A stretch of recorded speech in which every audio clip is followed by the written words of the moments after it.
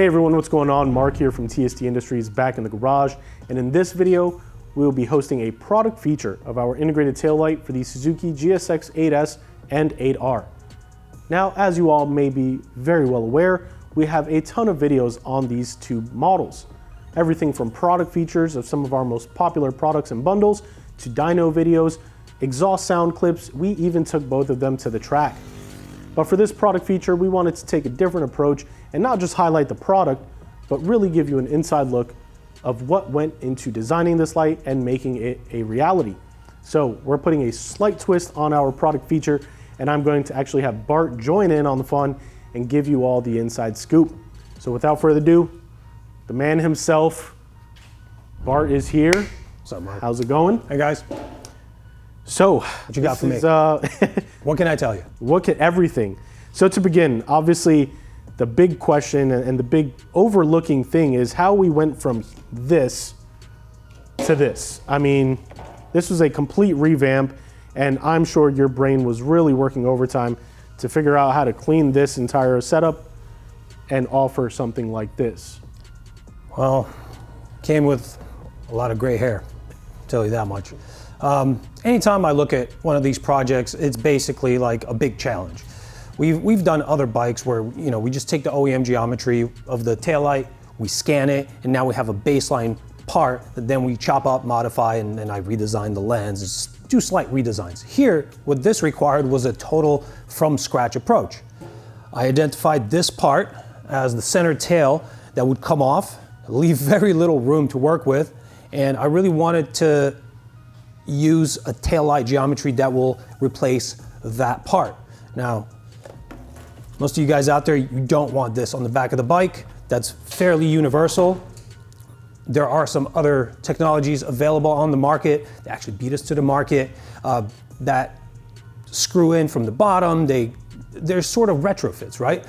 What I wanted to do is create a true fit integrated taillight, a taillight that it merges with the rest of the bike. I wanted to use some of what I know about Suzuki historic design, their approach, their entire approach to their business model. I wanted to capture that and merge it to this bike, so as to merge our style and Suzuki together for a proper fit, proper function, and knowing what I know from the last 20 years of being in this business, I think I hit that pretty well.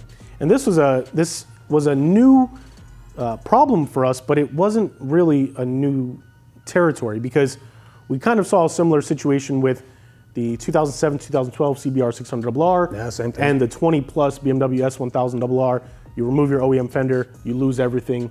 What replaces it? So this was a new market for us with Suzuki, but not a new problem. Now, what was new is we saw with the release of this bike, there were two OEM fenders. Other world markets got one version, and us in the US, we got this version. And with that, there were actually two different taillight assemblies. Yeah, but nothing really matters that much from that perspective because all that differs is here, different signal lamps and different tail lamp. All of this geometry is the same, all the connectors are the same, and the rest of the bike is vastly the same, including this cap. So for our approach, I didn't really have an issue making the taillight fit worldwide in all the markets because I was replacing a component that does not differ in the other markets. Awesome. Now, if a customer did want to just use our integrated taillight as a running and brake light only, is this possible? It's very possible.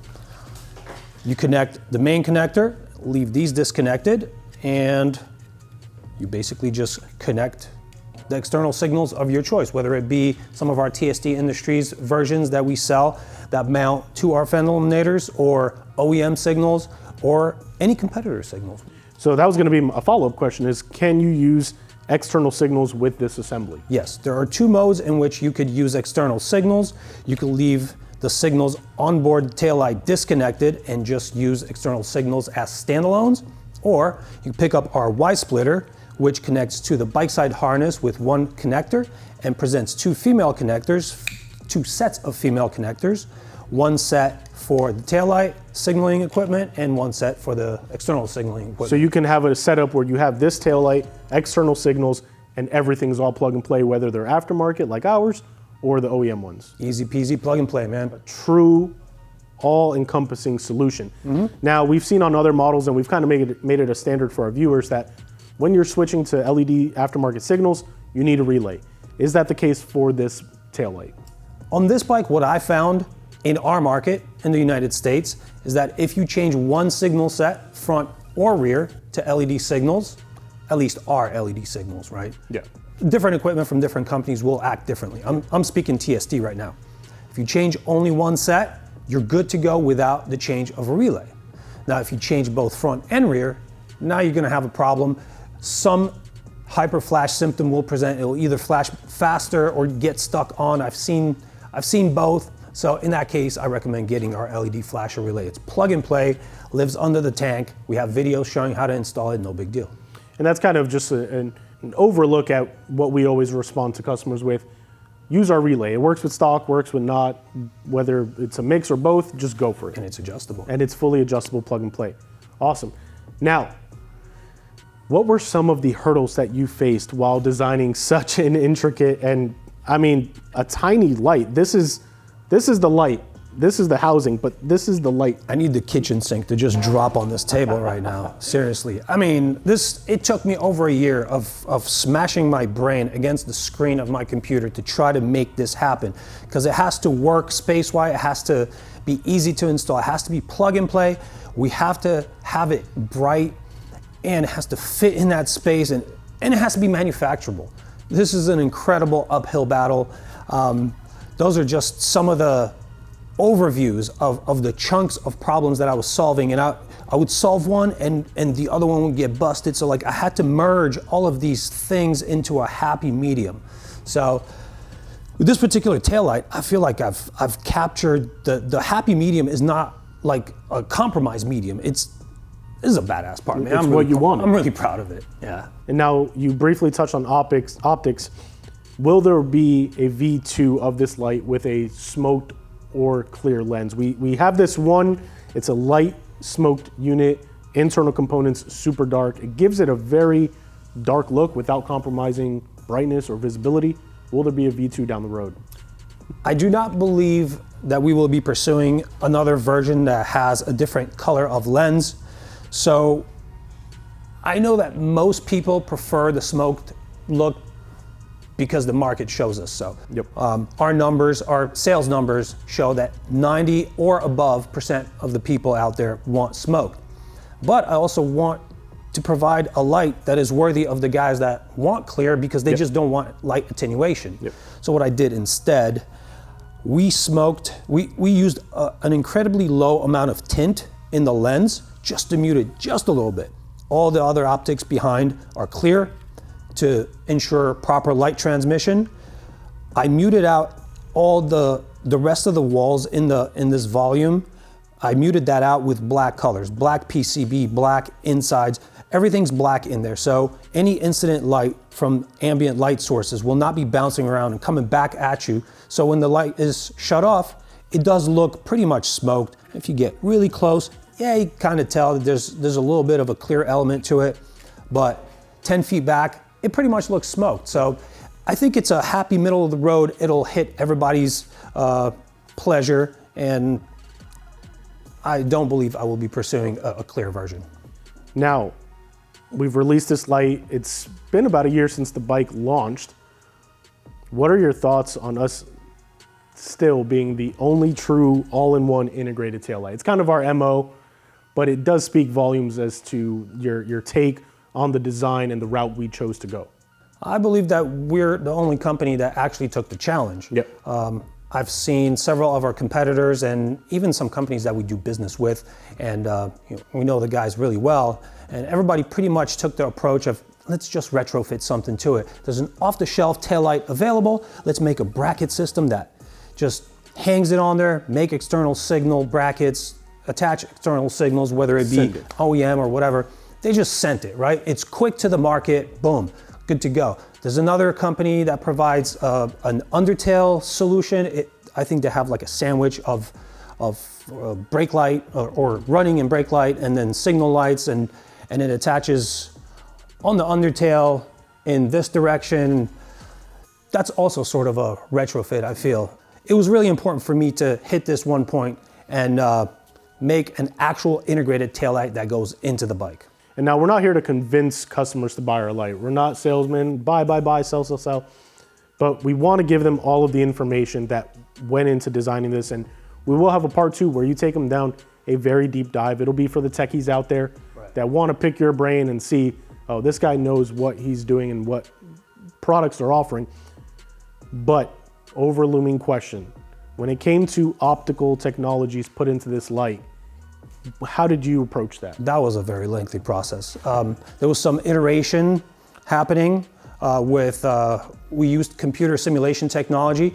So I would design a crude optics set, design all the LEDs precisely the way they are manufactured so we could actually cast light out of them in the simulation software. And then we would see what it does to the beam. And we wanted to focus in on a certain projection area with a certain amount of brightness because we know that SAE and ECE certify lights to this set of parameters. We wanted to hit that because how do you quantify that your taillight's bright? Or how can you say it's the brightest unless you actually have some tests done and prove that it is? It is, yeah. So after optimization through the software, we actually built prototypes and we sent them to a test facility and we had them tested. And we iterated some more until it was right. So now we're able to take this light, cast it on the appropriate projection surface in the appropriate brightness. And you know, that really makes a superior product. I've seen competing technology where the light is mounted on the undertail and the directionality of the light is such that it actually points upward, not parallel to the ground. I needed to make sure that the focal direction of our light is along the ground and it would actually be towards a vehicle behind the bike. So matching OEM or better. Yeah. That was our goal. That was the goal. And I think we hit it. If you want to check out more details on this light, I know you can all read over the product page.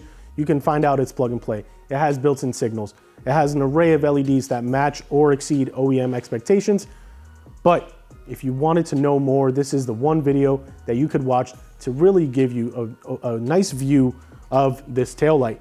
Now, as I mentioned, we will have a part 2 of this video where Bart will take you down very deep dive. It's going to be a longer video. We didn't want to make a feature video that's super long because then people don't really want to watch it. They see the time, they're like, nah, I don't want to. But for the techies out there, the people who want to make sure we are the people that we claim to be, we know what we're doing here. And Bart will take you down that journey, give you an overlook at what goes into actually making integrated taillights, specifically this one, and show you the process that went into making this a manufacturable product. So Bart, I thank you for your time. Maybe we could do an ASMR version too to put people to sleep. Yes, we absolutely can do that. All right, good deal, man. Thanks. Yes, thanks See you guys. If you like this video, be sure to give us a thumbs up, hit that subscribe button if you haven't already, turn the notification bell on. As we mentioned in the intro, we have a ton of videos already on both of these models available on our YouTube channel and on our product pages. Be sure to visit our website, tstindustries.com. You can find that link in the description below. And lastly, be sure to stop by our social media pages, Facebook, Instagram, and Twitter, all username TST Industries. From now, this has been Mark and Bart in TST Garage, and we will catch you next time. Ride safe.